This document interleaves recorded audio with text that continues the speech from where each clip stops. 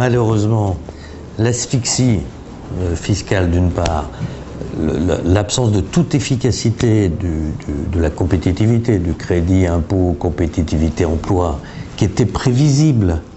Tout le monde sait qu'il faut baisser la TVA sur le logement social. Le gouvernement a fini lui-même, après l'avoir augmenté de 100% par le reconnaître, mais il dit je vais le faire en janvier. En attendant, on bloque le marché.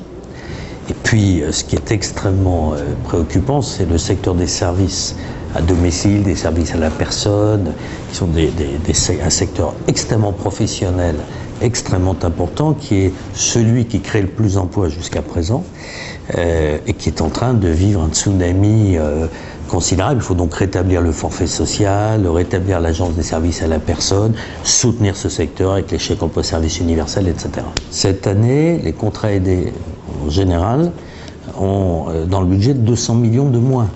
Donc, ce qui est étonnant, c'est qu'on a un gouvernement qui, à juste titre, parle de la précarité, notamment des plus jeunes, mais qui budgète moins de contrats aidés globalement que l'année précédente. Donc il faut rectifier ça. Et puis, sur les contrats particuliers dits d'avenir, il faut évidemment, comme on l'avait proposé, l'ouvrir aux toutes petites entreprises d'une ou deux personnes ou trois personnes, à condition qu'il y ait une formation professionnelle et que ce soit vraiment pour des publics très éloignés de l'emploi. Il ne s'agit pas de faire du chiffre pour le chiffre, en l'occurrence. Est-ce que vous pensez que les prévisions de François Hollande, qui sont celles d'inverser la courbe du chômage d'ici la fin de l'année, sont probables? Enfin, le 9 septembre. Parce que son annonce, c'est le 9 septembre 2012.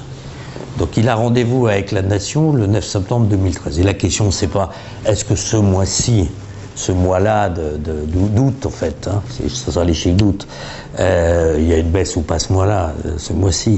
La question, c'est la politique globale de l'emploi. Moi, je vous dis qu'entre les bâtiments, les travaux publics, les services à la personne et le désastre ou le recul sur l'efficacité énergétique, il y a 500 000 emplois qui sont aujourd'hui ou déjà perdus ou en très grand danger. Donc il faut réagir très vite.